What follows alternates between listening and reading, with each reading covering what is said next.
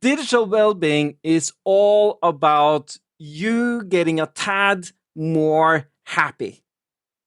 That's what it's about. The challenge, though, is that there is so much going on, especially in Microsoft 365. You have emails, Teams messages, you have people reaching out to you, you have tasks, you have articles you read and want to capture. There is so much happening, and worst case, that may become an issue. Like overloading, it stresses you out. I checked my mailbox today and I cleaned my mailbox because this is recorded on a Friday, so I went zero inbox.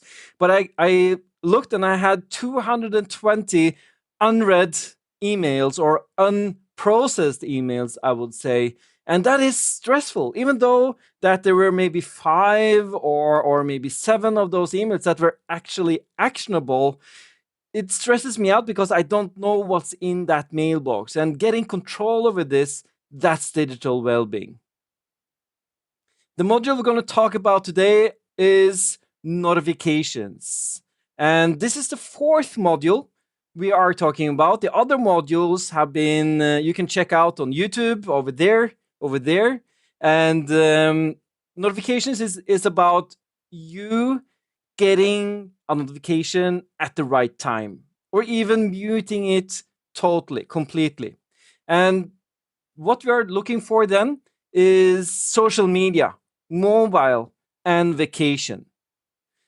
And also how to take a weekend. But think about this. I checked for Wednesday this week. I got 240 notifications. And this is after I have been very rigid in tuning my notifications. Still, there are 240 notifications in 24 hours. That's a lot. It's so much. And that's 240 times that it demands attention from you. Just think about that. So let's take a practical approach to how we can take and master this. The other modules in digital well-being is capture, process and execute, and teams culture. If you're interested in knowing more about those, check out my explaining video or my other deep dive videos, which you will find over there. On my YouTube channel at Ståle Hansen. Let's talk about notifications. Let's get started. The agenda for today is the challenge of notification and why it's a challenge. I want to talk about notifications in Teams because this is Microsoft 365 centric, and we need to talk about this. There are too many people that are not conscious about their notifications in Teams and notifications in general, so we need to make sure that we are tuning them correct.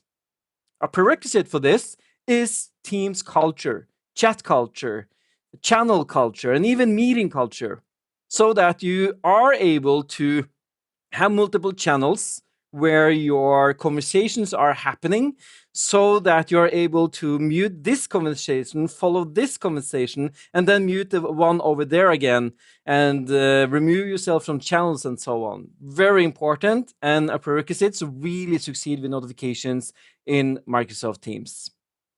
We're going to talk about quiet time in the Teams mobile client, and I'm going to focus on the Android client, but it works on the iOS client as well.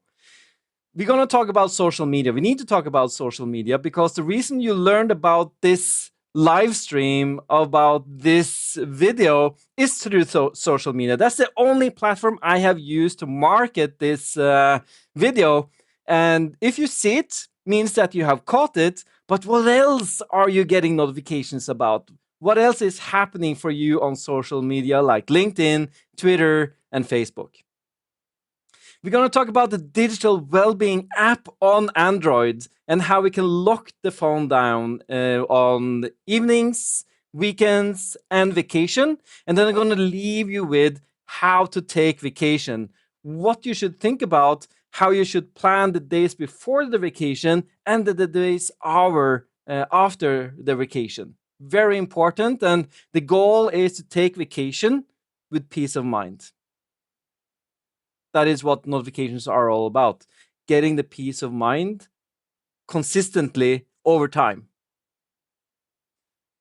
Let's get started with the challenge of notifications.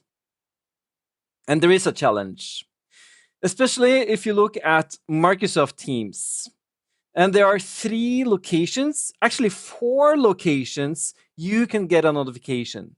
You can get it in the app, you get it as a pop-up, right, in a banner, you get it on your mobile, and you get an email summary. And this is out of the box. Microsoft is like, you're welcome. You're welcome, because now you can stay up to date on what's happening at work. You can get a pop-up so you can see the information at the correct time. You get it on mobile in case you weren't in front of your computer, so we can make sure you are there.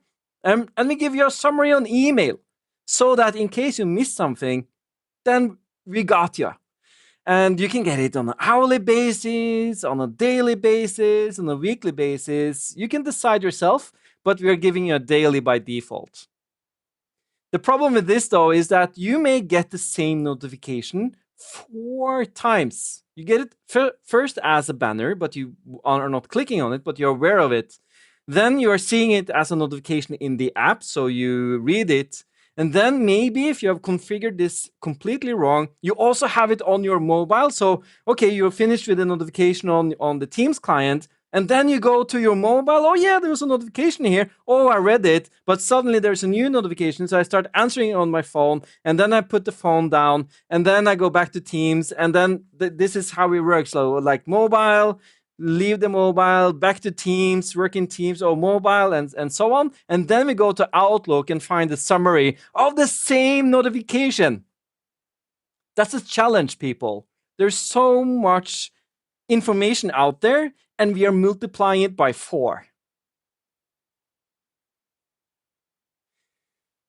If you think this sounds familiar, social media platforms has done this for a long time. And think about this.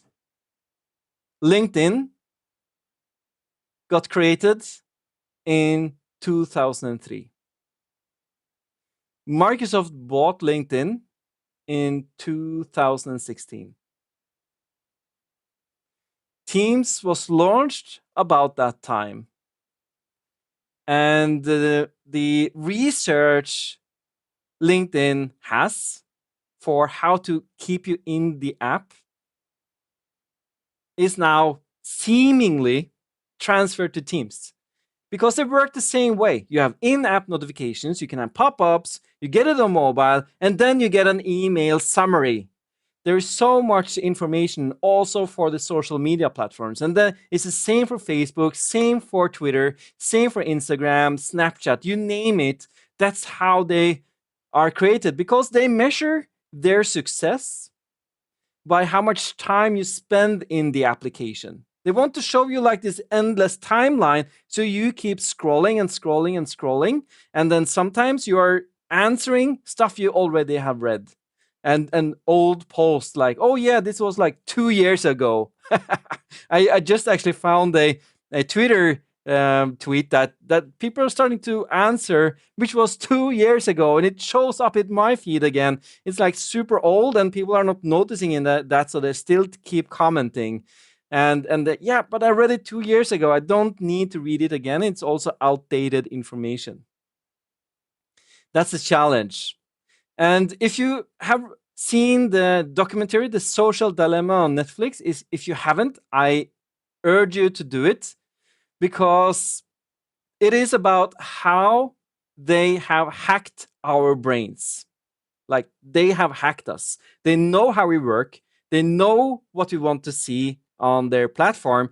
They want us to spend as much time in the platform as possible, because, as they say, if you're not paying for the product, then you are the product, which means that what they are selling is advertisement in their platform, or making sure there are enough users there, that there are daily users, and that you are coming back to the platform.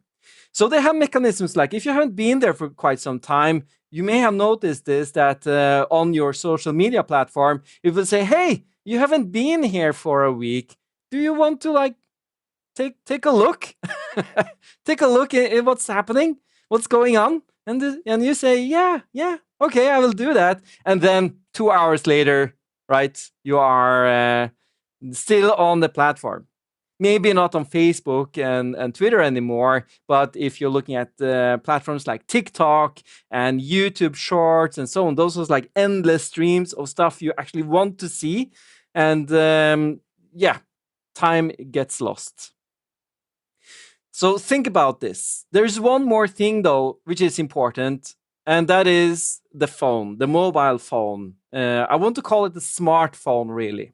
And the iPhone came out in 2007. It became mainstream in 2011, which means that for the past decade, we have had a smartphone in our pockets with these social media apps on, where they've done research on how they can get us to pick up the phone and start browsing in their app.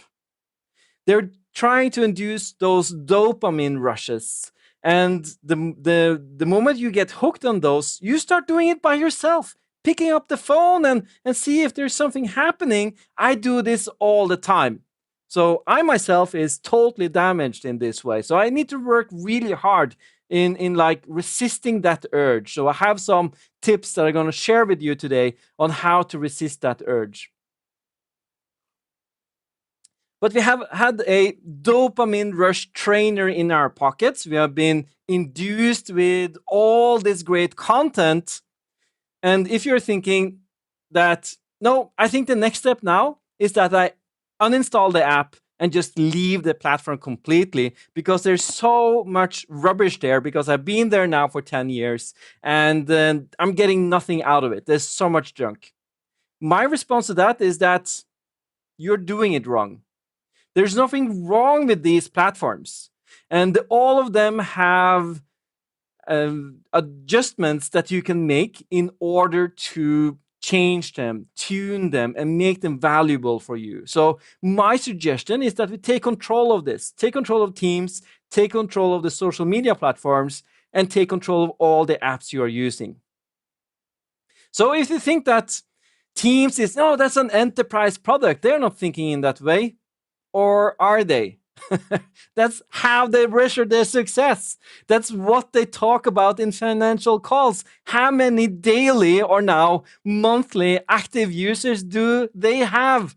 And it's been an exponential growth during the pandemic. It's crazy the way that Teams and this kind of platforms has been adopted while we've been working virtually.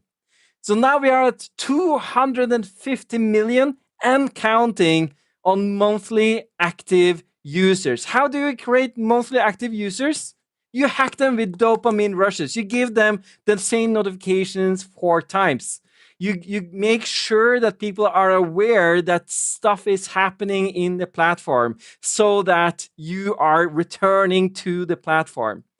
Teams is one of those applications in the workplace that you're not forgetting about.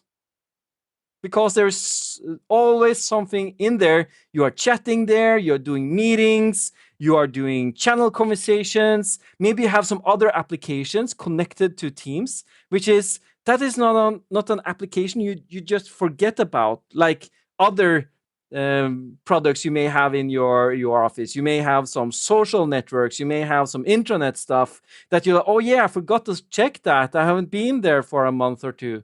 But Teams is one of the platforms you're returning to by yourself, but they're also dragging you back to the platform.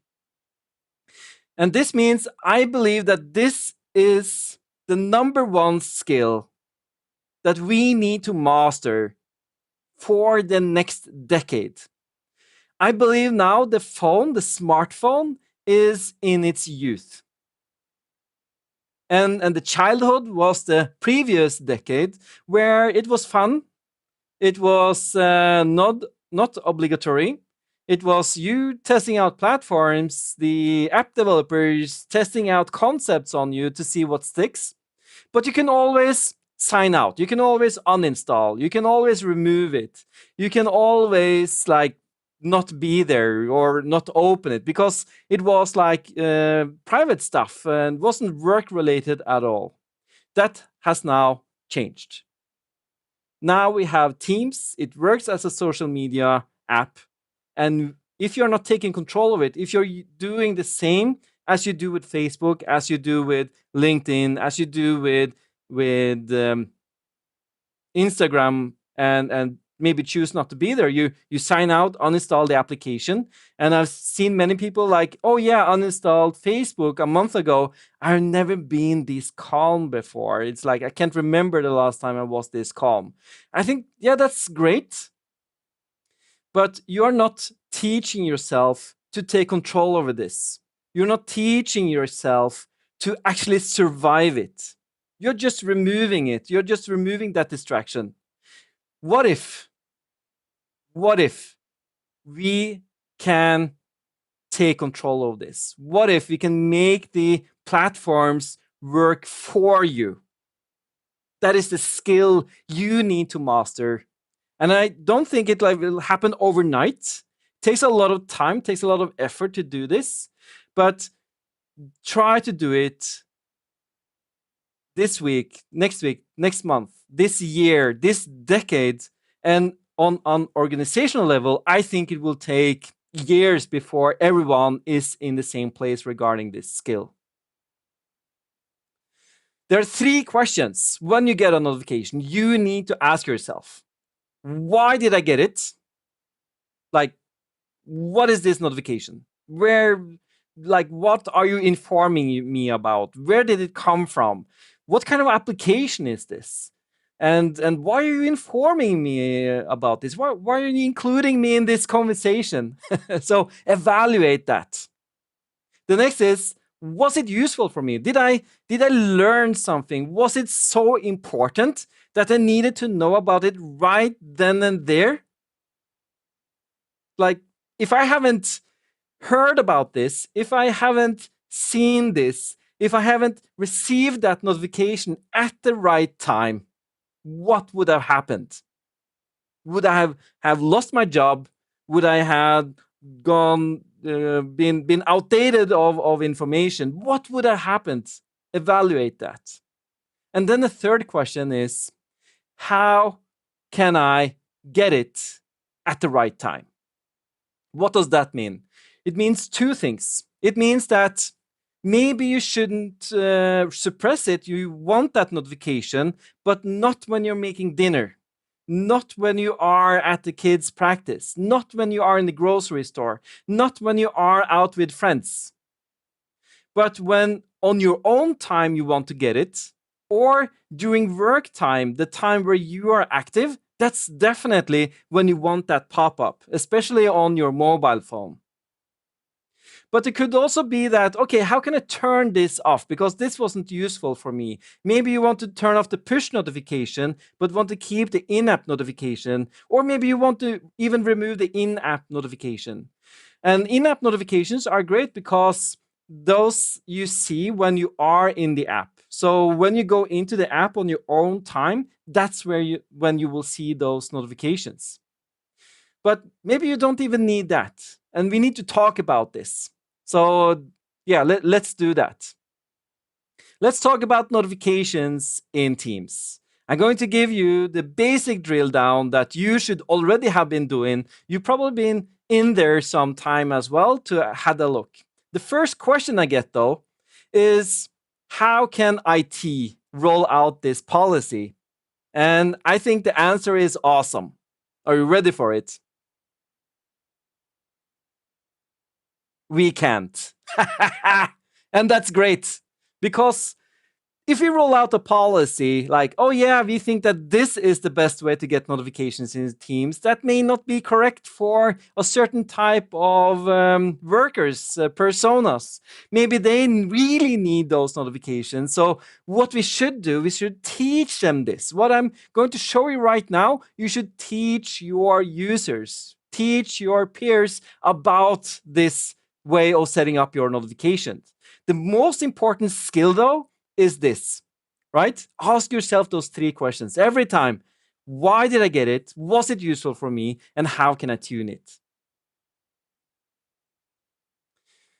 So the way we go into Teams and get notifications, we go to the 3 dot at the menu. meatball menu, the elliptical menu. You can call it whatever you want, actually, I think. Go to settings. From there, you can go to notifications. And these update all the time. And the thing is, though, when you get new notification types, what's interesting is that they have everything on. All bells and whistles are on for those new notifications. And we need to be careful about this because suddenly you're starting to get unconsciously, you're like, oh, I got a notification, dismiss it, right? And that's primarily the main issue as well. People are not conscious enough in order to like think about, oh yeah, I will just dismiss it. But the problem of getting a notification is that it takes you out of your flow state, takes you out of what you were doing. So we need to make sure that you get the right type of notification. So the first thing you should do is turn off emails. Seriously. Why are we getting notifications about notifications that we need to read about for the fourth time? And as I said, Teams is the kind of application you are not forgetting about. It's the application where everything happens. So the moment, if you haven't been in Teams today, you go into a Teams meeting and there you are in the Teams application. So there's so many modalities happening in Teams. So it's not an application you forget about. That's why you don't need an email of it, because you will see it in app. So turn that off. Notification style. That is, I like to use Teams built in. The other alternative is Windows integrated. But in Windows, I like to put my Windows into focus mode, into silent mode, so that I don't get any Windows-related notifications. I want a silent computer. But if you have done that and you integrate the Teams notifications with that, then they will be not be shown to you because they're integrated with Windows and you can't differentiate on it. And I want to do that. So I want them to be Teams built-in, separate from Windows. Show message preview. Turn it off. Enough said. Play sound. What should we do with sound? That's practical though, because if you are not in Teams and doing something else, are focusing on some really deep work, it's super great to get that notification so that you get reminded to stop with your deep work and go into Teams and see that your colleagues are talking about cats and dogs. That's super useful, right? Right? Or not, maybe. And the problem with sound is that is what really makes us go into Teams. If you suddenly in the background start hearing a bling, bling, bling, bling, bling, bling, something is happening. I need to go and take a look. And oh yeah, we're talking about cats and dogs. Thank you so much for letting me know about that, because yeah, what I was doing wasn't important at all. So, and that's the challenge, right? And I talked about this in module 2. You can find the link over there. And in module 2, I talked about deep work, focus state. And the problem is that one message, just one action on your computer, one thing can bring you completely out of your flow state. And it takes between 7 to 21 minutes to get back in there again. And if this happens every minute, you will never get in the flow state, in the deep work state. And that's the challenge, right? We need to stay in that flow state, but then we can't have a sound in the background. Even though Teams isn't an active window, we get that sound. Turn it off. Then we have the custom notifications. Let's have a look what that is. The choices you have when you're looking at these notifications is banner and feed, only show in feed, and then off. So what I use, I only show in feed, and the feed is this activity feed that you see over here. And this is in, if you compare this with social media, the feed is your timeline, your LinkedIn timeline, your Twitter timeline, your Facebook timeline. So this is your timeline. What is going to come up in your timeline? That is what we're talking about. And the banner is that pop-up. That pop-up you need to like kill right away, right? Because the moment if you're in deep work and you get a pop-up, even though you are not showing the content, you see that your colleague has contacted you, and immediately you break your flow. And you start thinking about it, and you need to restart what you were doing.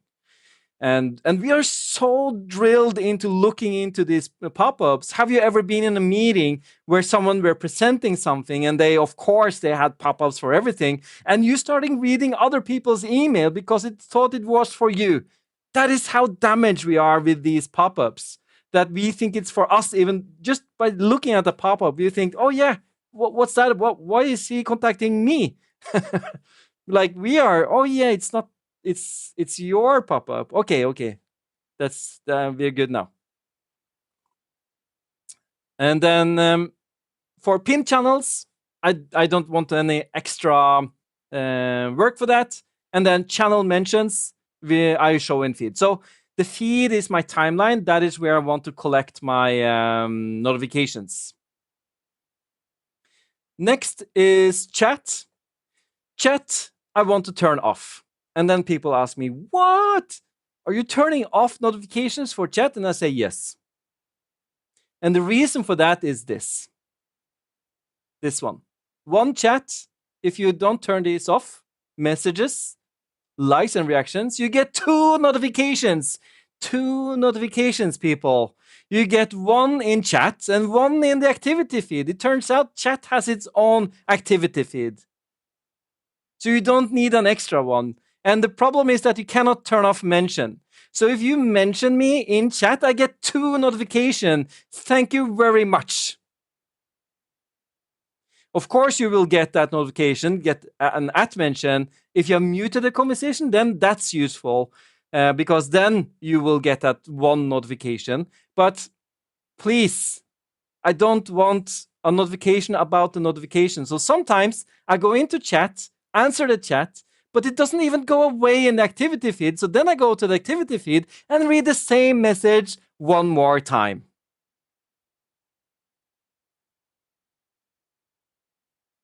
Moving on. Meetings and calls.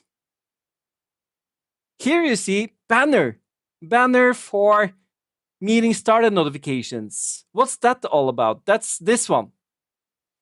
And the moment I did this, you looked, right? Oh yeah, pop up. And your brain goes, yes, dopamine.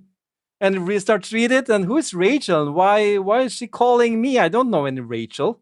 And so this is the meeting started notification. And I guess you have seen that during working from home and so on, that there are 3 minutes before the meeting starts, and you start doing something else, reading some emails, reading some Teams messages, starting like this documentation, and then like 5 minutes later you are like, oh, I forgot about the meeting all of a sudden, and then you are late. So this will notify you that people are joining the meeting, and maybe you should do too. Also, I do want to mute notifications during meetings and calls. This one's nice.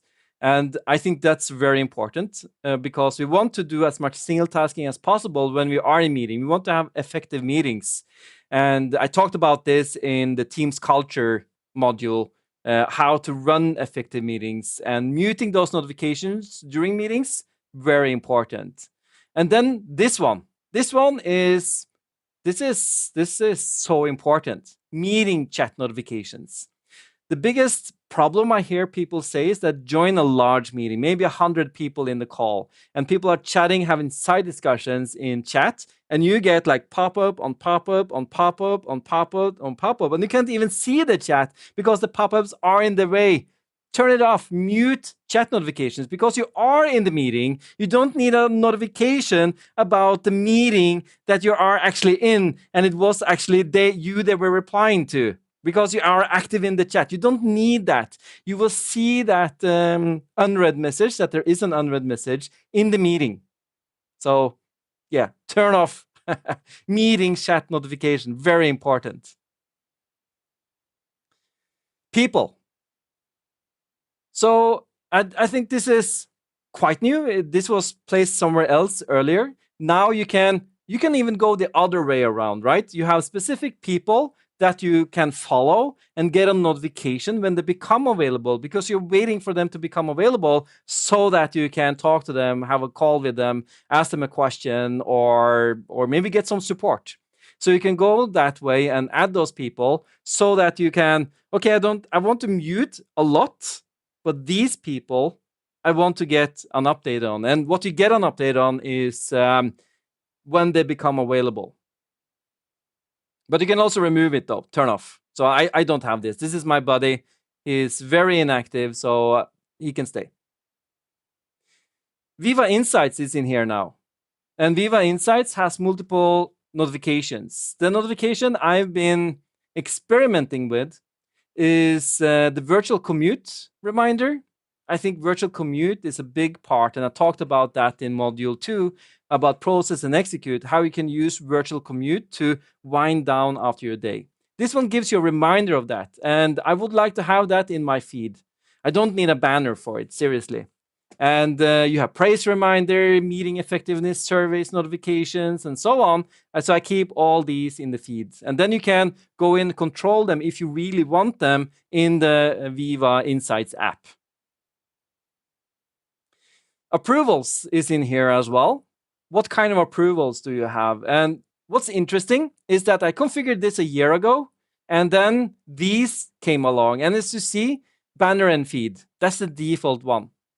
So the moment I'm getting e-sign, not assign, but e-sign approval actions has been requested and so on, I will get a banner. I will get it in my feed. It's gonna be awesome. Maybe I probably get it in the approval app as well. So that's 3 notifications. Maybe you can throw in an email in there as well. That's 4. So, and I get it on my mobile. Like, yeah, you know where this is heading, right? But yeah, maybe it is time critical to do an e-sign approval and so on. But again, we are spending so much time in Teams, you will capture this in time, is my thinking. So only show in feed is my recommendation.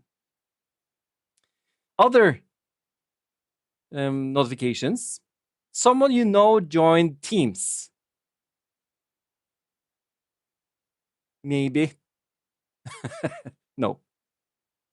Turn it off. Okay.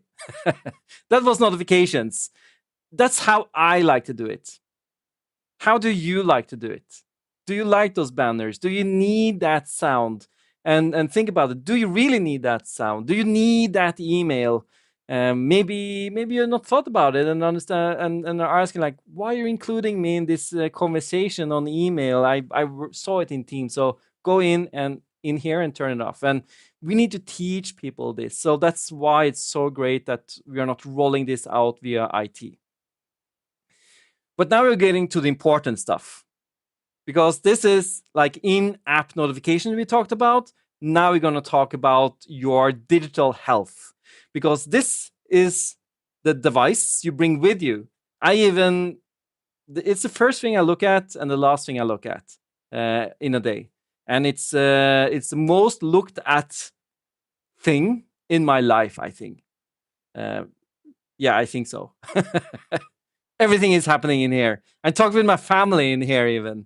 So we need to make sure that when we are using this outside work, in after hours, in weekends, in vacations, we need to make sure we are not being dragged into work. And I believe a lot of us now have understood, by working a lot with home office, have understood that work is not a place anymore. It is a state of mind. And the moment you see a notification, Teams notification, it's enough that you see that there are notifications there. You are being dragged into work mode. Even though you are making dinner for the family, you are at the grocery store, you are at the kids' practice, you are out with friends and so on, as we talked about, suddenly you are in work mode. And there's one more thing. The moment we see that notification, regardless of when we see it, if it was sent like immediately or if it was sent like 10 minutes ago, 3 hours ago, there's a timer going off in your head. And the timer says the following: something has happened at work. And I may not even know what it was. But within 30 minutes, I need to figure out what it is and I need to give an answer to it. That's what's going on in your head. And it's try it sometimes. See what happens when you get a work notification and see how your brain reacts to it. Try to observe it. I talk about it as an external thing, and it is. We are wired that way. So what we need to do then, even though the answer to that request wasn't expected until next day or for your own convenience, it was just some information or next week or whatever, you need to answer it right away. And that's the challenge. So we need to control this. So I saw this tweet a couple of years ago. It was 2019.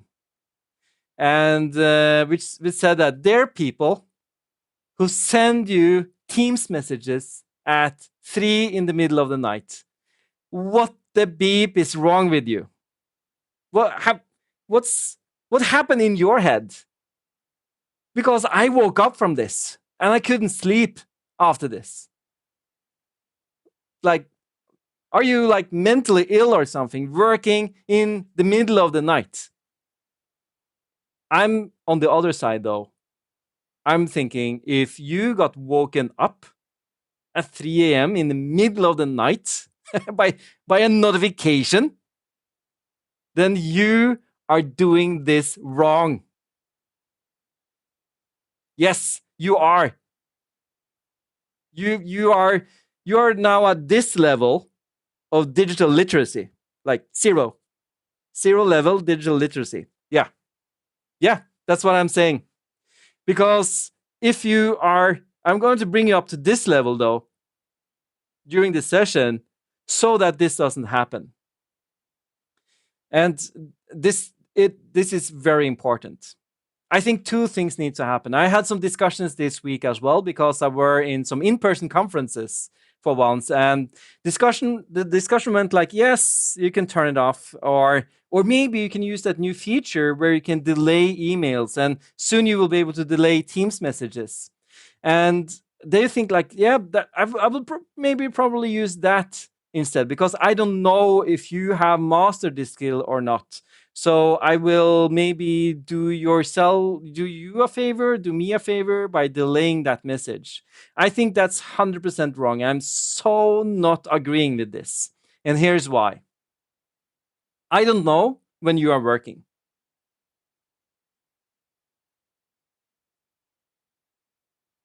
Yeah, that was the whole answer. I don't know when you are working. I don't know what kind of state of mind you are in. I don't know if you're traveling tomorrow. I don't know if you have a full day workshop tomorrow. I don't know if you have planned to take to get up early to get stuff done. I don't know that. And you should not be so egocentric that you think that everyone should like take care of you. It's just a notification. It's just information. I need to actually send it to you when I'm working with it. Worst case, I will forget about sending you it and nothing will happen with that information. And the problem is me sending it to you 8 o'clock, if that's when we think you are working. That's, you have maybe been working for an hour already, and now you're going to a full day workshop, meetings all day, super busy. But that information was important. So had I actually gotten it when I wanted to get it, then I would have been able to execute on it. So me delaying information for you because I think I'm doing you a favor, that is no. That is so wrong. So I need, if I'm working in the middle of the night, I will post messages, I will upload documents, I will ask questions. I have no expectation of getting them answered. We need to talk about this as a team. We need to talk about this because in my company, in Cloudway, before we talked about this, there were a lot of chit chat and chatter and work happening in the evenings at any given time. Long conversations actually happened off hours. It may not have been like an intention of having that conversation, but it just happened. When we talked about this and said, hey, we're going to use quiet hours after 5 o'clock, and then we don't expect you to answer anything after that time. And that's what we're expecting. Here, let me show you how you set this up. And the culture, it changed overnight. It's so important that we do it as a group as well, so that when I send you a message, I don't feel bad about it. And you don't feel bad about it. And no one feels bad about it. Everyone is actually a tad more happy by doing that, because we understand how we work. We understand that you sending me a message doesn't mean you need the answer right away. And if I needed to reach you, I know how to reach you. So me just tagging you in a regular Teams message is not me wanting to reach you. I can tag it as important. I can send you an SMS. I can call you. I can hunt you down on a favorite social media platform, send you a Snapchat even, and say, hey, it's burning over here. You need to come and rescue me. I know how to reach you. So you don't have to pay attention in Teams all the time. So what we're talking about is notifications on the Teams mobile app. And what I'm going to show you is, I think, is unique for the Teams mobile app. It's a very important setting. So let's take a look. Where you will find it by going to your avatar. That's your head in Teams. You go to notifications. And this one is the important one I was telling you about. When active on desktop, block notifications. And you remember that I said, hey, yeah, I get a message over here, and then I talk over here, and then go back to the desktop and talk over there, and then I go back here and talk over here, because it's vibrating, right? And I'm getting notifications, and I'm reading the same notifications multiple times. This setting avoids that. That's how great it is. And it's so important, because when I'm active on desktop, I don't need a notification on my mobile. Also, when I open my mobile, I don't want to see 10 unread messages, even though it didn't vibrate, because I've seen them on the desktop client. So block it when you're active on the desktop. I think Teams mobile app is one of the few that really has this. I really would have wanted this on email as well. So for Outlook, for instance, what I do is always have it in Do Not Disturb on mobile. Because email, that's asynchronous conversations, which means that I will read it on my own time. Thank you. I don't need like a notification for it ever, actually. I will read it when I read it. Once a day, twice a day, every 5 minutes. That's my choice. But this is awesome, because if I step away from the computer and we're having a chat, the notification will start showing up here. So that's great. But this is the important one. Quiet time. This is the essence of succeeding with Teams in your life. So let's have a look. What happens is that after 5 o'clock till 8:30, I will not see any notifications on my mobile, and I'm very probable not at my desktop, which means that even though I'm not at the desktop, I'm not receiving any notifications. What does this mean, though? It means that I can choose to go into the Teams application and get all the notifications, not as push notifications, but in the app. This is very important. Remember, we talked about that the message you get, that pop-up you get, and you get dragged into your work state. So instead of you seeing this while you're making dinner, you see it 2 hours later when you're actually, let's have a look what's going on. Maybe I want to go and wrap up my day, send some Teams messages, get some stuff done. Then you see them. Totally okay. Your choice. Perfect. But it's not good when you see it when you're doing something else. It's actually hurtful. It's like notification terrorism by doing that. Yeah, it is. And this one is important as well. Quiet days. Quiet days I have for Saturday and Sunday, which means that from 5 o'clock in the evening till 8:30 on Monday, 5 o'clock in the evening on Friday, I won't receive any notifications.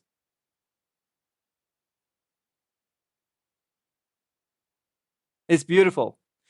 And and also you might ask, like, why do you have like, is you're not receiving notifications in the morning either? No, I don't, because my morning routine is not controlled by you.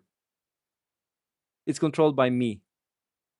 So my morning routine, I may be getting up, I may be commuting to work, I may be commuting to my home office, and then I want to schedule my day. I want to find the most important activities. I want to go into Teams on my own time.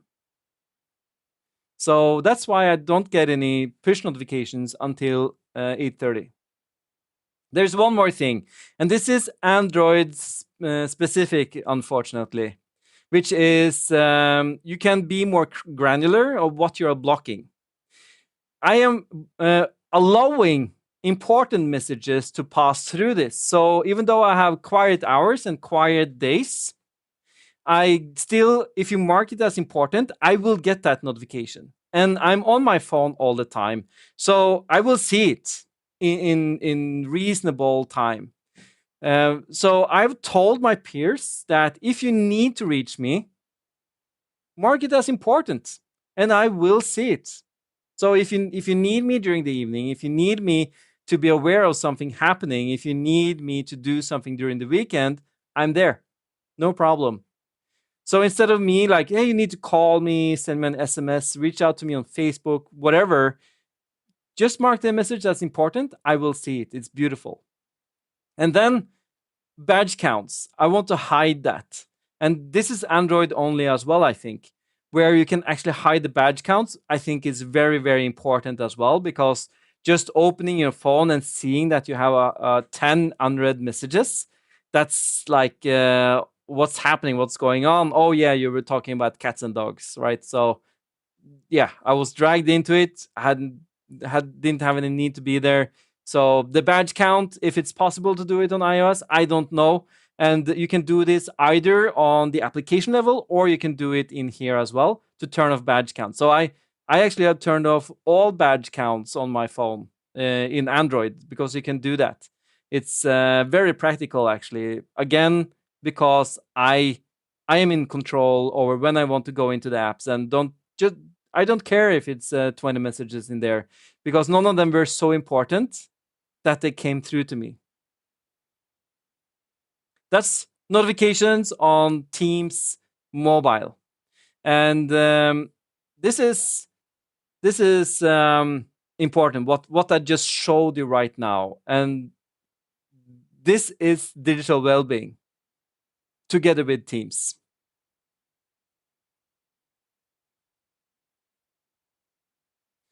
But there is more.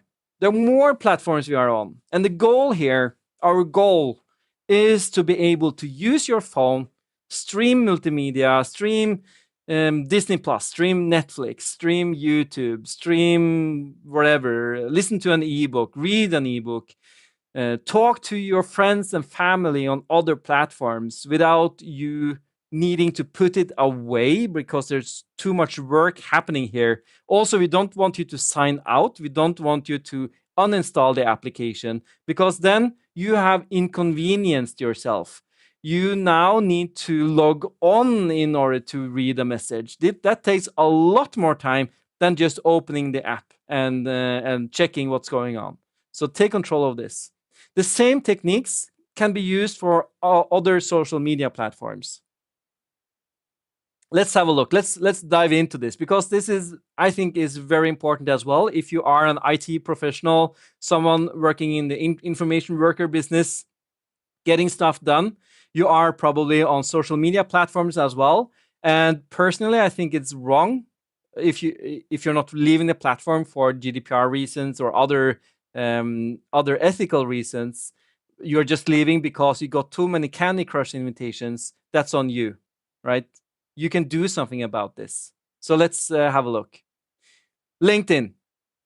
You go to settings and policy. You go to on LinkedIn notifications, because this is the basis of all notifications. So if you disable it there, it will also be disabled for email and push. because they are based on what kind of in-app notifications you get. So the first one is conversation. I leave almost everything on. I turn off message nudges. Message nudges are you not having responded to a message for some time, and it will like bring you into the app for you to respond. But I am a social media addict, so I don't need that because I am in there all the time anyway, and I will see your message and respond if I want to. It's my choice. Monthly post reminders? No thanks. Trending conversations on your page or network. This one is important because this one will show you information you've already seen. If you're paying attention, when a conversation in your network is trending, you are probably part of it. Right? But it's not trended that much yet, but now it's trending, and you get it one more time. And when there's quite some time since I disabled this, and I went back and started to read and comment, and then I noticed I already liked this and already comment because I forgot about it because it's weeks later that happens if a conversation trends. So that's the same information all over again, and you already forgot about it. That's how damaged we are. On network side of things, we want to disable quite some stuff. We want to disable activities from your address book contacts. First off, you shouldn't sync your address book contacts with LinkedIn, but then you shouldn't get a notification on that either. Activities from your connections, like general activities from your connections as a notification. Are you kidding me? It's not enough that you're in my timeline. I will get I have thousands of connections on LinkedIn, and if I should get a notification about someone doing something on LinkedIn, I would die.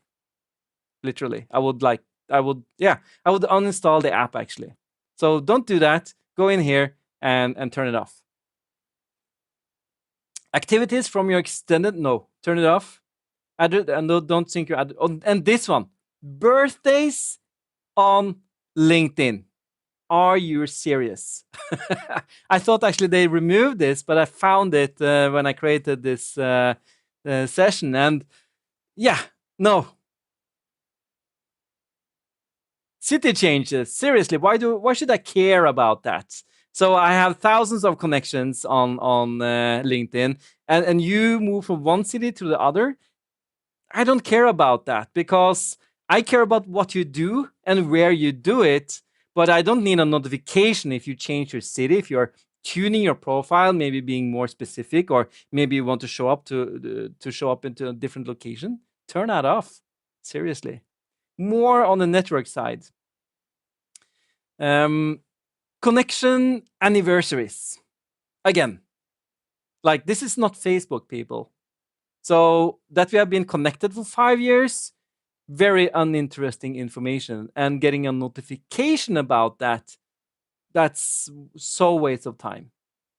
So there may be some others here you are wanting to know why am I keeping them on? Accepted me event invitation, page invitations, and so on. Activities from an employer or coworker actually leave on. And that's because the role I have as a CEO, I want to stay up to date what my peers are doing so that I can amplify their message. Profile. This is the hard one because this one is about you and you disabling notifications about yourself. But you should do that though. And LinkedIn learning updates on your work anniversary, no. Tips and offers to help you get the most out of LinkedIn. If you were interested in getting most out of LinkedIn, you either attend this session or you look at my other LinkedIn sessions on YouTube, or you go into LinkedIn Learning to see if there is anything there, or you search for it on the web. You seek that information. I don't need it to be pushed to me. Updated high school. Really? No. And now we are starting to get serious here. Who viewed your profile? Who is actually watching you? And when I turned this off, I was like, I'm going to lose out on so much now because it's so much fun getting a notification that someone is viewing my profile. But it turns out that this is so uninteresting information that you shouldn't care about this, because people view your profile because you pop up in a search about .NET programming. And none of us, I guess, on this stream right now are doing .NET programming. And if you are, you probably moved on to another language or platform even. So yeah, you will pop up in search. Don't take it personal. So and that's search appearance, but they will view your profile as well. But you can go in and do this on your own, especially if you have a premium LinkedIn. You can go in and view who has been watching you, how many views you have, and so on. But you can seek that information out for yourself. Then you have your new followers, which is also very flattering. People following you, but again, they are following your persona and not you personally, right? So it's not important enough to get a notification about it. You can always go in and see who is following you. So do that once every year or something. But you don't need like a daily reminder that someone is following you. Search appearance as well. Yeah. Mm-mm. And your skill endorsements. I don't know. Do people still do that? Turn that off. You don't. It's nice, but it's not useful information, right? You can always go in and see who has endorsed you, and you do that like once a year or maybe never. This is the essence of LinkedIn, though. So now you have tuned the main types of notifications, and this is a technique we can use in all social media, and it's a technique that works in Teams as well. What is it? It is unfollowing. What is that? What's the difference between unfollowing and remove and disconnect? Unfollowing means you're still connected. So if you need to reach out to that person, view their profile, and talk to them via message, you can still do that. You're still connected, but you're not seeing them in your timeline. And remember, the timeline is where you get all that information. In Teams, it's your activity feed. And you can even do this in Teams. We talked about in the Teams culture workshop is that you can go and hide a channel and mute a channel so you don't get a notification. This is about the same thing. Cleaning up your timeline. And my advice to you is to go to LinkedIn, go to Twitter, go to Facebook and all other social media applications that you're part of, and like evaluate everyone. Do I really need you in my timeline? You probably don't. And you are maybe connected to people that have moved on to other businesses, moved on to other areas even, and are good to have in your network, but you don't need to see them post about something completely different than what you're interested in. When I did this, I removed or unfollowed 1,000 people, because and I kept 1,000 people as well. So at that time I had 2,000 connections, and even though I still have 1,000 people in that I want the feed of, maybe 10% of them, maybe 5% of them are regular posters. So I won't get too many notifications, and I kept them because they are in my area, in my local area, or in my business area, and they are interested in the same thing for me. Maybe they are thought leaders in a specific area and so on. So I kept them. What happened? And this is interesting. Two things happened. LinkedIn got great again. Yeah, it did. It was like so much good information. I learned so much, and I started to see stuff in my timeline from people that I probably wouldn't have seen because it would have been like siloed out, so that I wouldn't have seen it. Suddenly, I stayed up to date on those contacts I wanted to follow. One other thing that happened You know what that was? The timeline ended. Yeah, it can happen actually. It ended. It said, you are up to date. Have you ever seen that? Try it. If you never see that you are reaching the bottom, then you have too many people you are following. But that happened.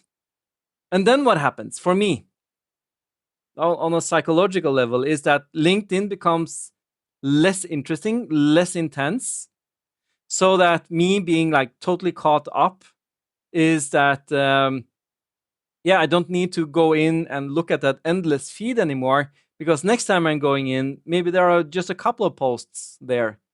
And you need to go through and do this on a regular basis. So this is my partner and co-worker, Jan Ketil. So I'm not unfollowing him though. What I'm going to do though, I'm going to make sure I get all his posts in my timeline, not just a selection of them. I want all of them, because he is one of my closest connections on LinkedIn. I want to see what he is posting about, so that I can like it, discuss on it. I can reshare it even, because when he says something, it's always very interesting, and it's about MFA probably and conditional access and stuff, which I need to learn more about. So you have that choice now. I think actually this is quite a new feature, because there were a concept called coworkers, which is gone now in LinkedIn. And this is an extension of this. So you can go into any contact and not say that they're a coworker, but you can say that, hey, I want to follow and get all his posts in my timeline. Twitter. Let's have a look at Twitter.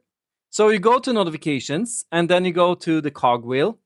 From there, you can go to muted notifications, and I recommend you do this. I just did this actually. I haven't seen this or haven't been conscious enough on Twitter to do this. So what I'm gone and done is that people, I will mute notifications from people with a new account, because they may be a hacker or like a temporary account, could be a bot, for instance. You who have a default profile photo, like if you aren't able to upload a photo, doesn't have to be of yourself even, well, then I don't need a notification from you. Who haven't confirmed their email, who haven't confirmed their number. So people who aren't using the platform actively, I don't need a notification when they do stuff, when we are not connected. So I will save myself from those notifications. I think this is interesting. Looking forward to see the effect of this. And it feels good as well to update, you optimize your notifications. It actually feels good, because now it's going to be interesting to see what kind of notifications I'm left with. What's going on? What kind of interesting stuff will happen to me right now? And then I will evaluate, like, oh yeah, why did I get this notification? Maybe we can go in and tune some more. Email notification off. Enough said. You can do the same on Jan Ketil. Everyone go and follow him, and then you can mute him though if you don't want to be, you want to be connected, and you want to be able to send direct messages, because you need to be connected both ways in order to do that. But you can still mute them. So you want to be connected, but you want to mute them because for some reason they are posting about stuff you're not interested in. Maybe they are, you just too much, but you don't want to disconnect from them. You just want to clean up your timeline. And you can go the opposite as well. I use this for all my colleagues. So I actually get a notification. You can, and this is important, that I'm not saying that you shouldn't get any notification, because that's wrong too. You should get the right notification at the right time. And this is what this is about. I want to know when Jan Ketil and my peers are posting on Twitter, so that I can see what they're posting about and amplify that message.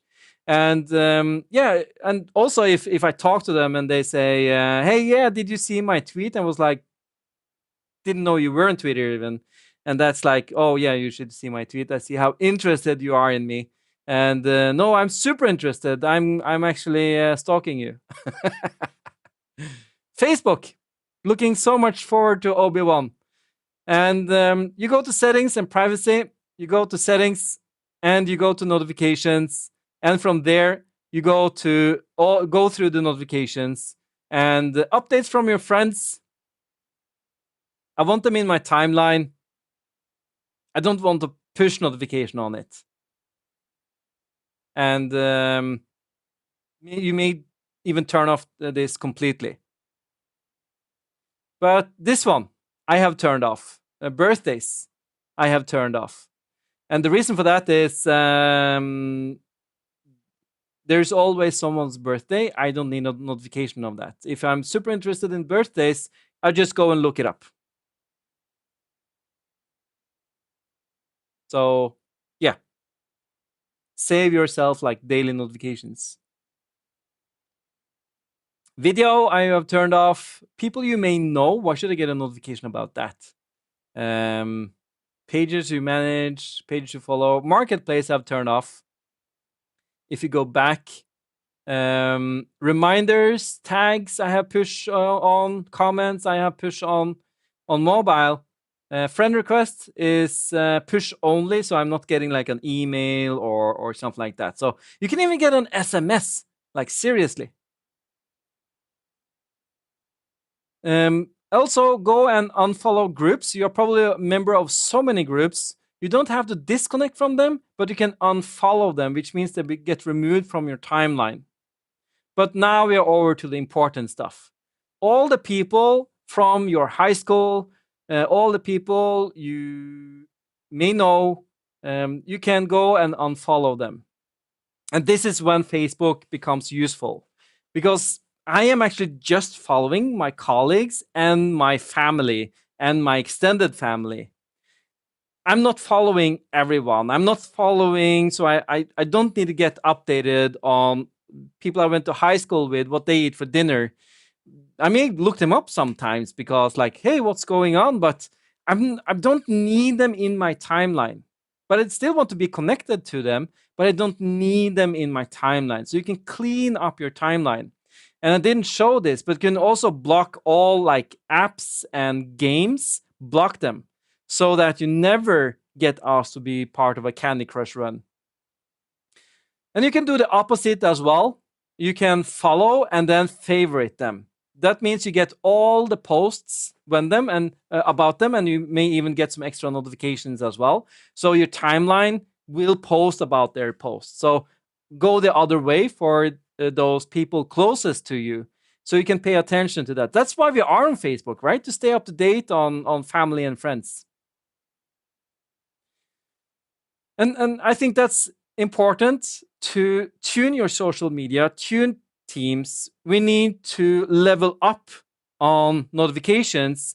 Don't uninstall, don't log off unless you like have other reasons to do that. I'm not saying you should never do it, but don't do it because it becomes overwhelming.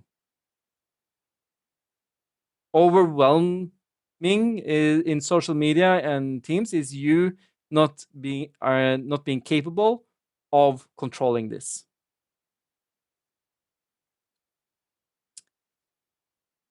But I'm going to show you something more. And this is the essence, I would say, of surviving having apps on your phone, like in general. So let's have a look. There is actually something called, I talk about digital well-being, and there is something called digital well-being. There's an app on Android, actually. It's a concept. It's thinking, a mindset. There's actually a definition of digital well-being. It means acknowledging the potential harm that over-reliance on screens can cause, whether it's shortening our attention span, like what it's done for the past 10 years, or harming your productivity, which is doing constantly. So that's what digital well-being is all about. That's from androidauthority.com, so search for that if you want to read the full article.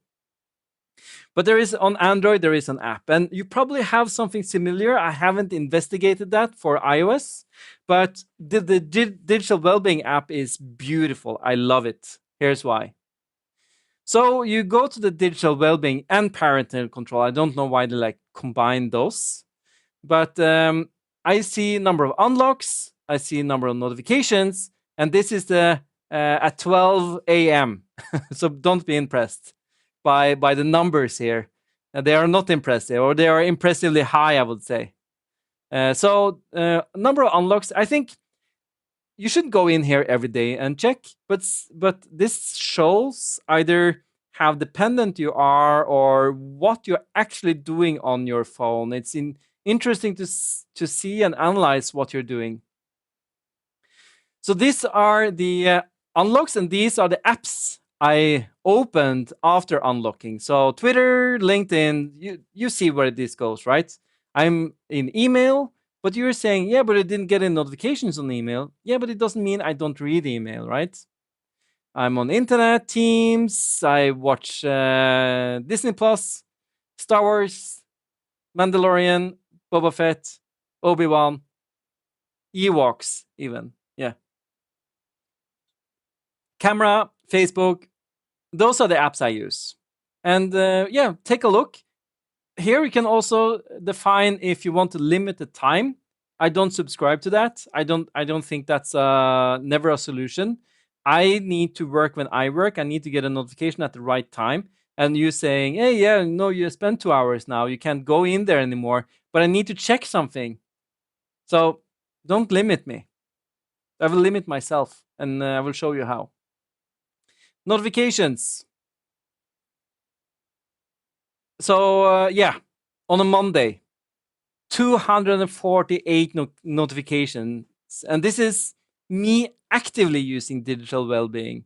I've been actively doing it for years now, and still I get so many notifications. And why should OneDrive give me 146 notifications? I need to go in and tune that. Why should some of these applications, LinkedIn and Twitter, is okay? Maybe on LinkedIn and Twitter, what I need to look for, if they are like, okay, I should get a notification every 30 minutes or something. I don't think there is a setting like that, because I do get a lot of notification. As a social media person, I post things, I follow things, I'm very active, so I will get a lot of notifications on those. But yeah, so OneDrive, for instance, why am I getting so many notifications from OneDrive? You can then go into back to digital well-being and then go to manage notifications. So everything happens from this app. And then Health Sync, for instance, which is just syncing data between Google Fit and Fitbit for me, because I'm using both the platforms. So I'm using the platforms to sync data elsewhere. I don't need a notification about that happening, because I think a lot of these notifications, OneDrive and Health Sync, I think they are notifying me about stuff that happens in the background. So what I will go in and do, I will go in, and then Sync is running. That's 6 notifications per day on average. I can disable that. But if something important happens, then I can get a notification that if it's signed out or something, then I can get a notification on it. But not else, not those other notifications. So yeah, remove those background synchronizations. I will go in now and analyze all those apps, because I may not even see them. I think also they remove themselves, but I don't need to see them at all. So I should probably be able to reduce this to maybe, so I get under 100 notifications during a day. Still, it's a lot, but it's far less than what I would have gotten if everything was on. Bedtime mode is the next one. So after we have analyzed like unlocks, notifications, what kind of apps you're using, now I'm going to look into how can I limit these applications, not by how long I'm using them, but what time of the day it is. So bedtime mode turns on for me at 9 till 8. And it happens every day. What it does is turns on do not disturb, and it will also turn off bedtime if I have an alarm. So if I'm going to the airport or something and I need to get up early, then bedtime mode will turn off, because then I'm going, I'm on, I want notifications. Maybe I'm paying, I need those pop-ups happening. I don't like grayscale or keep dark, like bright lights, and I'm still not in bed though. I'm just winding down. But do not disturb, you say. You can't use like do not disturb on a regular basis. Yes, of course you can do that. You just need to configure it. So do not disturb is configured for me the way I like it. So some people can interrupt, some apps can interrupt, and alarms can interrupt. So these are the 4 apps that are able to interrupt me. And here you see Teams is not blocked by do not disturb, because you are using quiet time and quiet hours. And remember that if people are to tag me as important, I should get that notification. So it should be able to break through do not disturb. Messenger, SMS, and of course digital wellbeing. Those are the apps that I will want to see a notification on. So all like the hundreds of notifications I have won't show up after 9 in the evening. Doesn't mean the apps are blocked, doesn't mean I logged off. I'm not just seeing notifications, but I see them on my own terms. Also, what is able to interrupt? Calls from starred contacts. So my closest family and closest friends are still able to call me, and recurring callers, repeating callers as well, if that happens. And then also for SMS is starred contacts. So service SMSs and so on, I will not receive them or a notification about them at least. This works very well for me. The do not disturb with these apps, with these people, and these alarms. And it turns on every night, so I don't have to turn it on manually. I use bedtime mode to turn it on. So I don't need to think about this. My phone is just going quieter and quieter during the evening until it becomes weekend and I do one more thing. That is focus mode. It happens between Friday to Sunday at 9 in the evening as well. So weekends till 9 every day, and then it will restart until Sunday. The apps I block are Twitter, Outlook, and LinkedIn.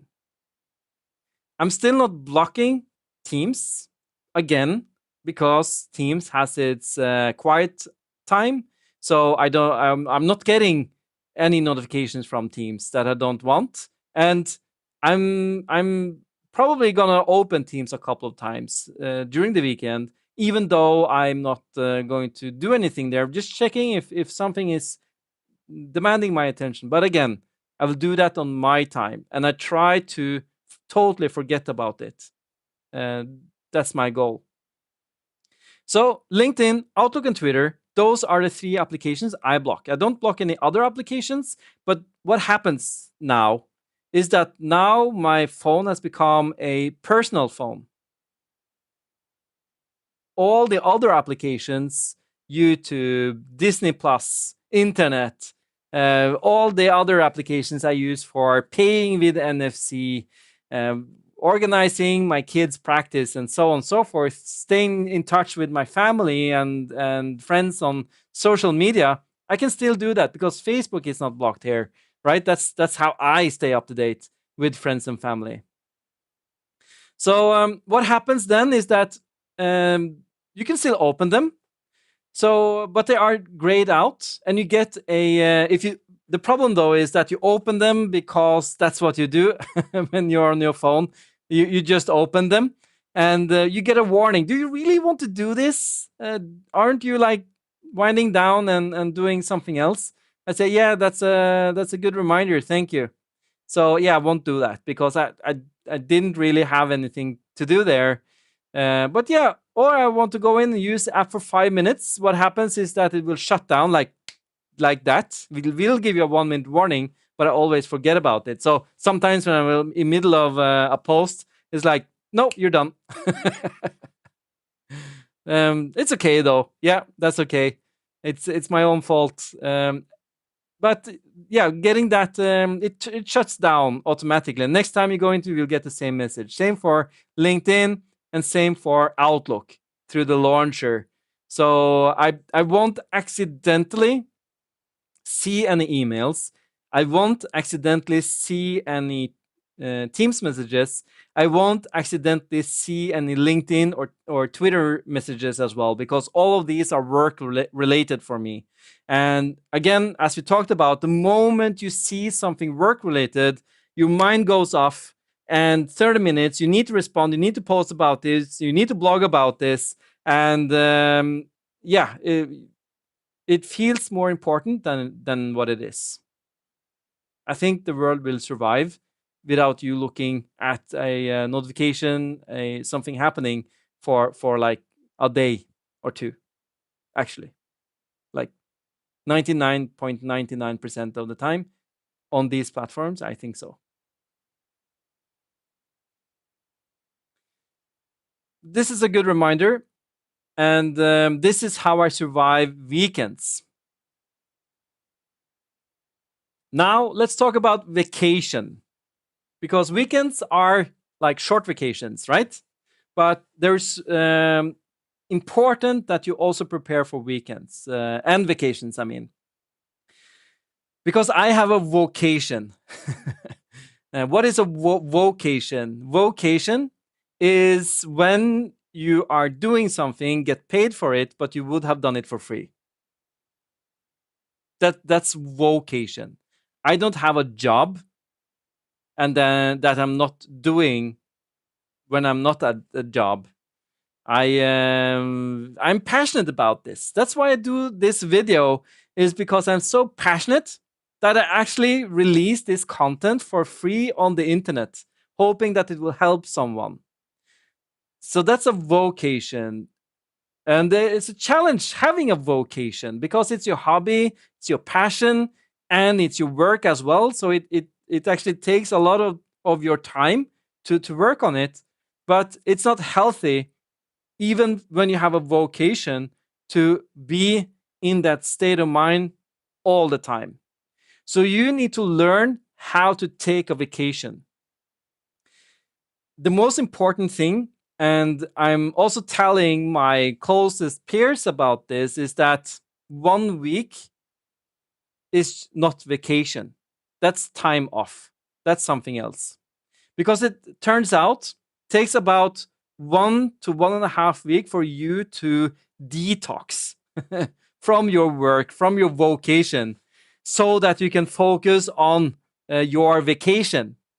And 1 week, though, it's not enough time for you to wind down, because you spend a week winding down, and then you need to be winded down for 2 more weeks. So I think 3 weeks consecutive vacation, that's the best period.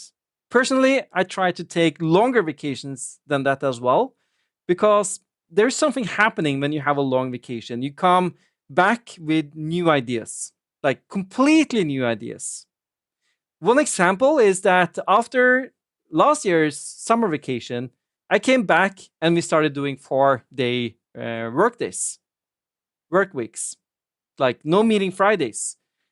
That's something I started to think about, like into week 3, into the vacation. Like, how can we work smarter? Because I'm feeling that, yeah, I'm not like super psyched to go back to work. Why is that? Why is that happening? Because I have a vocation, but I'm not super psyched to go back to work. I would rather stay on this vacation. Maybe we need to change something. And I started to think about that. And I started to read some books about it. And yeah, we decided to do a 4-day work week in Cloudway, which means that that's a completely new thought. And yeah, it happened a couple of weeks into the vacation.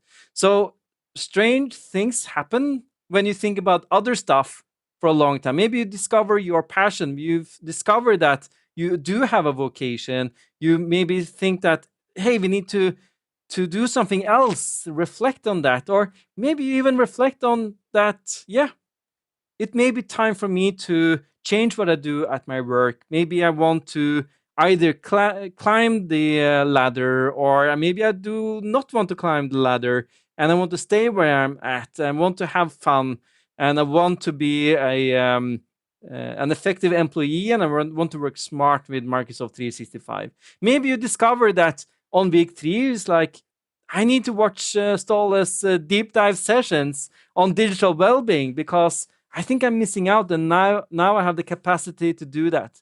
So much important things happen if you take longer vacations. And I read the book on, I think it was How to Get Rich, or I don't actually remember it. I think it was How to Get Rich. And it was 3 things talked about in that book.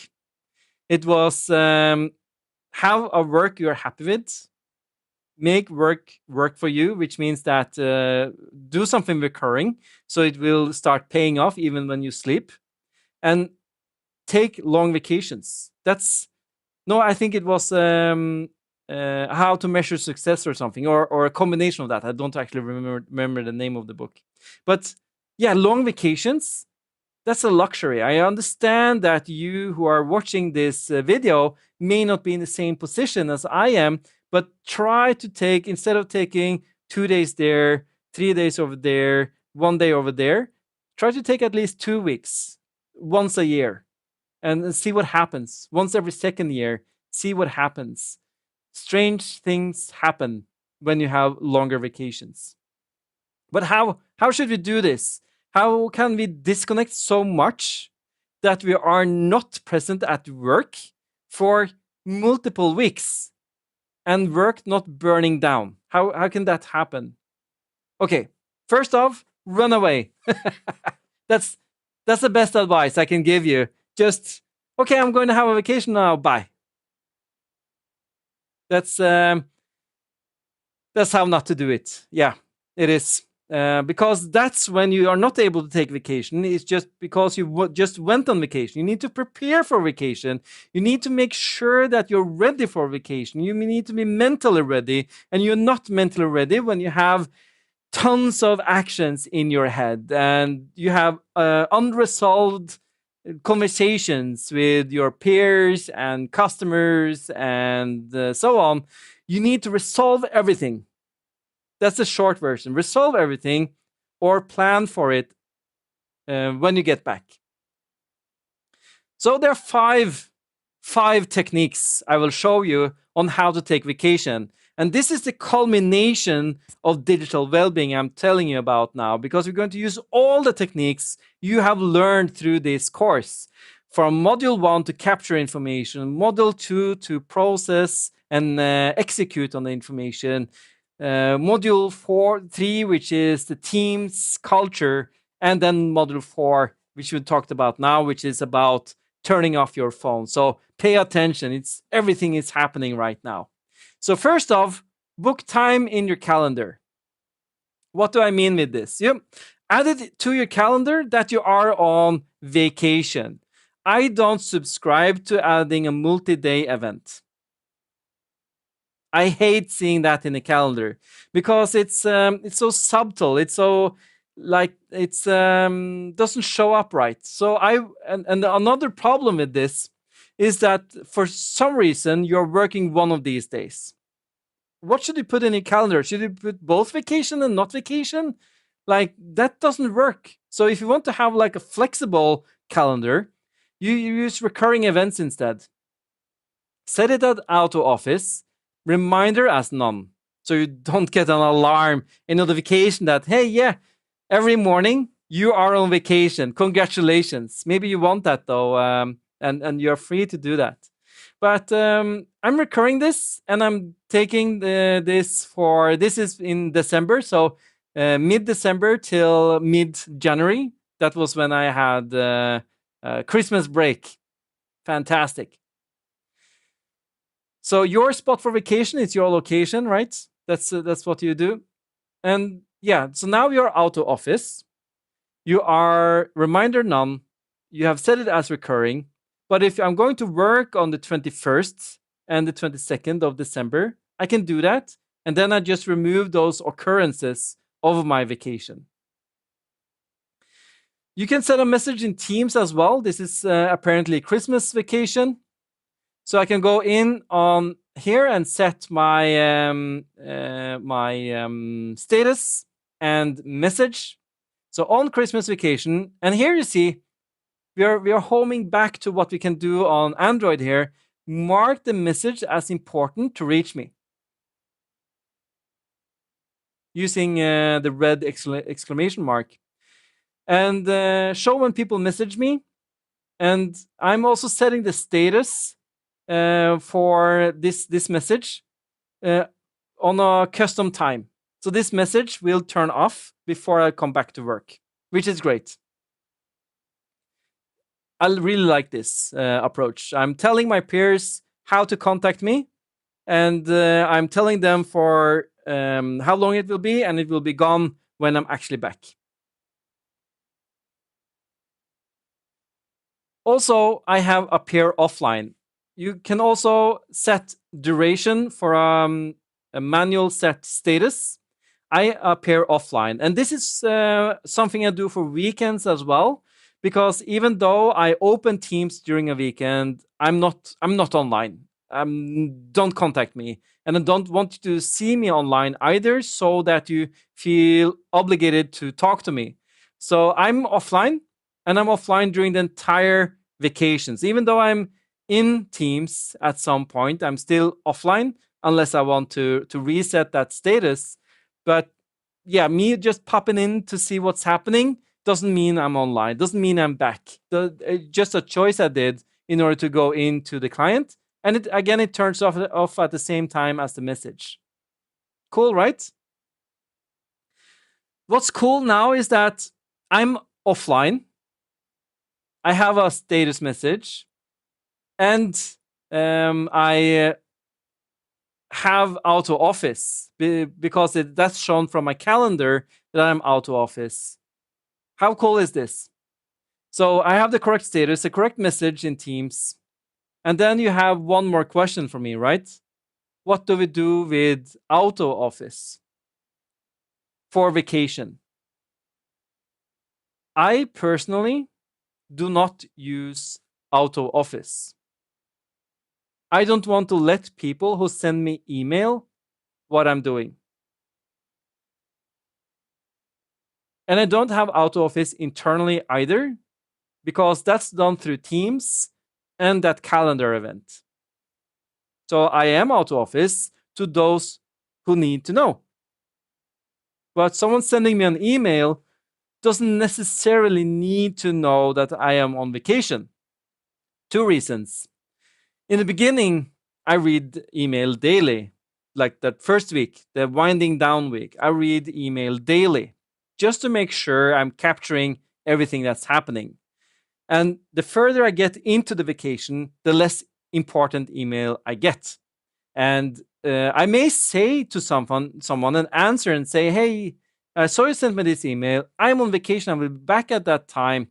But here's my colleague you can contact." I do that manually because I'm giving that information to the right people instead of like spreading it out to the world. And I don't want spammers to get a confirmation of me having an active email either. So I will not use auto office. That's what I do. I really like that. And again, I make sure that I capture the email. So after that first week, I may read email every 3 days or once a week just to capture what's happening, because it turns out that the email is not something you should answer on a daily basis. That's If you answer within a week, you're actually within the expected parameters of answering an email. Even though people don't think that, that's the intention of email. It's not a chat program. It's an information system for us to inform each other, to coordinate, but it's over time. So me checking email once a week is enough.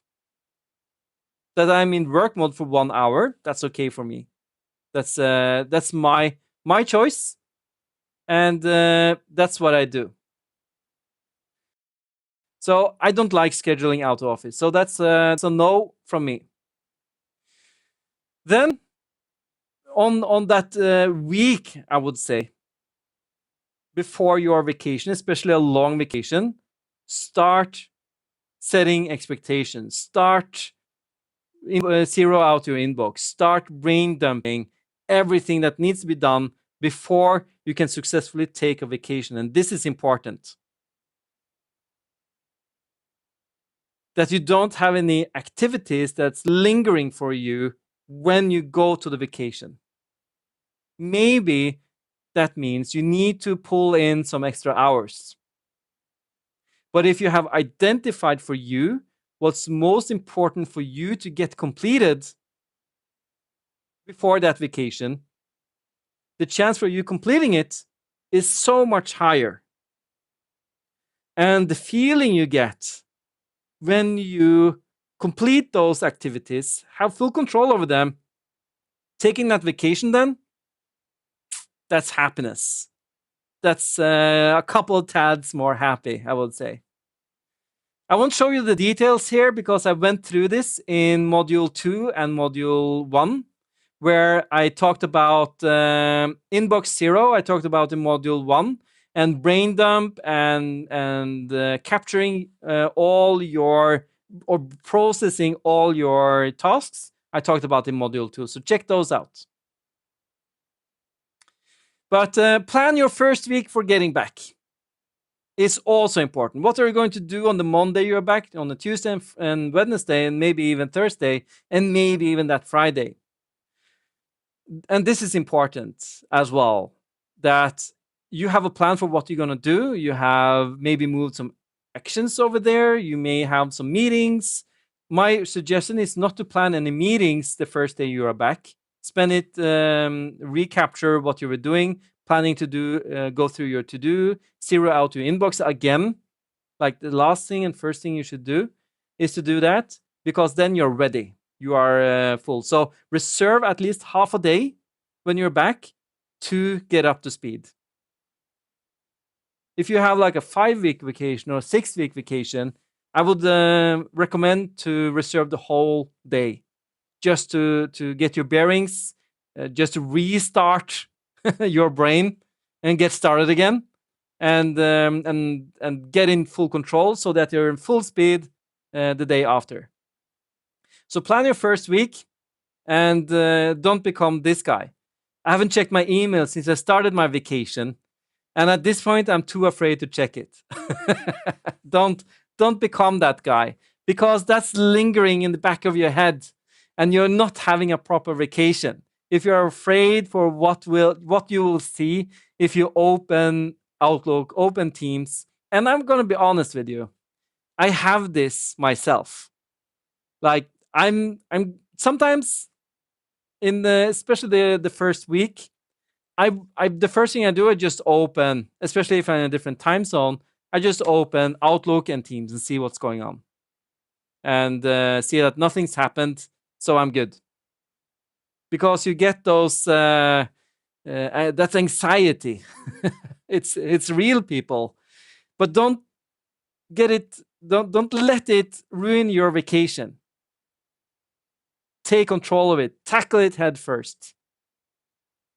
So in the beginning, check your emails, check your team regularly, and then do it in longer and longer intervals. That's why we need longer vacations. And what happens is that after the first couple of weeks, those who needed to reach out to me have reached out to me, and I have told them how they can get a hold of me. I maybe I've had a meeting with them because it was so urgent. That's my choice. Or I've delegated them, or we have planned to get back to this when I'm back at vacation. It turns out that people wish you a happy vacation. They want you to have a good vacation as long as their needs are met. That you haven't left them and shoved them under the bus. That you have making them look good at the same time they get what they want. And what they want doesn't necessarily mean that it needs to happen today. That it happens in 3 weeks is enough. It's just that we have a plan for it. So don't run away. take control of this. And again, module 1, to take control of this. And I'm thinking this is important for the module 1 for vacation, which is about capture. What will happen, as I talked about, is that thoughts are starting to get into your head. Good thoughts, good ideas. Don't let them linger in your head. Get them down into Microsoft To Do. Out of sight, out of mind, move on. Then when you get back, you can process them and you can throw away all your shitty ideas, but keep the golden ones, right? So stay calm, note it down, get it out of sight. So plan your first week getting back. And the way you do that is through collecting loose threads, as I talked about. Delegate, schedule calls for when you get back. Use the brain dump process. So brain dump everything. That's so important. Finish what needs to be finished. If you are in a project, if you are in a process, there are deadlines. If you're not reaching that deadline, that's a problem. If you just leave on vacation, that's a problem. Then someone else needs to do your work. Or they will hunt you down and make you do it. And no one is happy doing that. But it's your responsibility to make sure what needs to be done is done. And my recommendation is to work some off hours to get it done. Maybe pull in some extra hours and make sure it's done in a proper way. People are happy with it, you get a sign off. Important stuff. Delegate if you can. Like, I'm not going to finish with this, but my colleague here can do it, which will be available. And me having that overview, being able to delegate, that's very important too. But also schedule calls for when you get back regarding this, so that, yes, I'm not going to be finished with this. I'm going to flag this right now. Let's pick this up after I'm back. Set expectations. I think this is one of the most important ones. One is to reach your target, reach your goal, your activities, so that people don't have to hunt you down, but also inform them. Like, I'm going to be on vacation. I'm going to be away for 3 weeks, and I will not be available. And then the other party says, that's fine. Let's pick it up after those 3 weeks. Thanks for letting us know. We will plan accordingly. Or they say, that's a problem. Do you have a colleague that can help us? Or they say, that's a problem. You need to finish this. Right? All of those answers are okay because you are planning for this now. Now you're maybe prioritizing, like, okay, I can get away with this one. I can move that to after the vacation. I can delegate that other task, but this task I need to complete. So you're not stressing with completing the wrong task. You're completing the right task, the one you can't delegate, the one you can't postpone. So those were the plan the first week getting back. And now the essence of what we've been talking about today. Use quiet time and quiet days in the Teams app. Still, I'm not saying that you should log off, uninstall. I don't think that's a good advice. I hear people say, yeah, I'm on vacation, so all work apps are uninstalled now, logged off. And you are inconveniencing yourself. So if you want to just check in what's going on, you need to install the app, you need to log on, or you go to your computer, start it up and see everything else which is on your computer, and then you get to the message, but you've been distracted like 20 times already. You are inconveniencing yourself. Do this instead. Do quiet days every day. Boom, super easy. Still, those important messages on Android, I can get them, even in my vacation. If it's burning, people need to reach me. They don't need to do extraordinary things to reach me. They just need to mark it as important. Also, what I do is I use do not disturb bedtime mode, which goes on and off, but I use focus mode constantly. So it's not timed in my vacation, it's on all the time because my phone still works. It blocks the correct notification. It's open for the correct application so that my family can reach me and so on. No disruptions there. And focus mode is on, so Twitter, Outlook, LinkedIn are blocked, but I can still open them. They are not uninstalled. And but I'm in total lockdown the whole vacation. I even removed the Teams app from my home screen. So if I need to go, I'm inconveniencing myself in that way. Yes, I need to search for the app. I can live with that one. So it's not on the front screen either. I also remove and do the same with email, making sure that it's not on the front screen. And I also remove Twitter and LinkedIn, and maybe put some more consumer apps on my phone if I'm using Snapchat, for instance, and put those front and center. Maybe then Facebook becomes more important for me because that's how I do vacation time. I'm on Facebook at least, or other applications. So tune your phone and do the same on your computer as well. And make sure Teams doesn't start automatically. Remove it from the taskbar. Do the same with Outlook. Don't start it automatically and remove it from the taskbar and other work applications you have. Don't log off, but don't start it automatically on your computer. But you can still go in and start it, and you are right back at it. And this is the way that you can make sure you are disconnecting. And as we talked about, you need to disconnect continuously for a longer time in order to actually be disconnected. The moment you see a work notification, you get pulled into work. That should not happen on vacation. It should be your choice. And it's totally fine that you make that choice.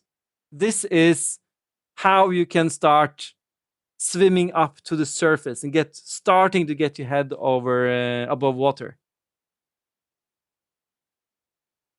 That is notifications in digital well-being.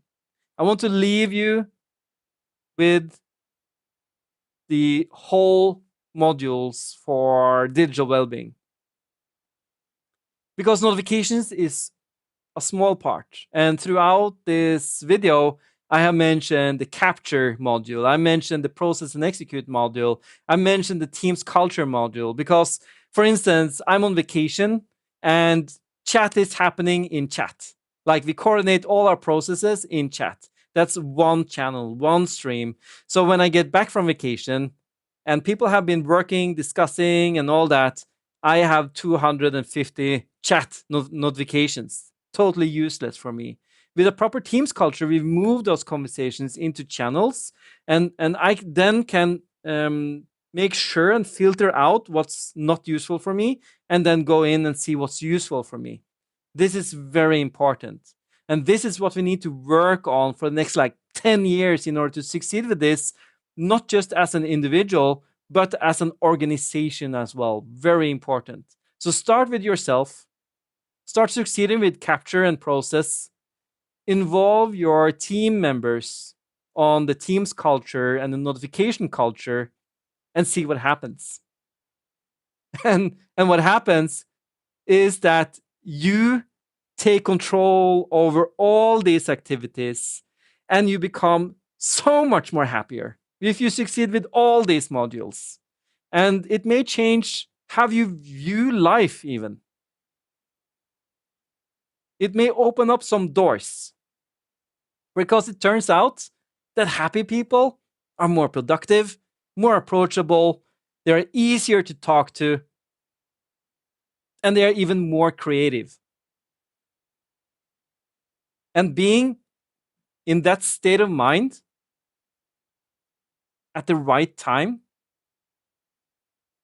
may mean that they're able to capture a whole opportunity that can change your life. Think about that. I want to leave you with this quote. Use the weekend to build the life you want, not escape the life you have.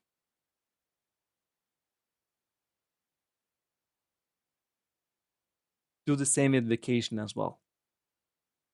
Have control over your life so your weekend are spent enjoying life. David J.P. Phillips, I recommend that you watch his YouTube shorts, TikToks, and so on. That is notifications, people. Thanks for watching.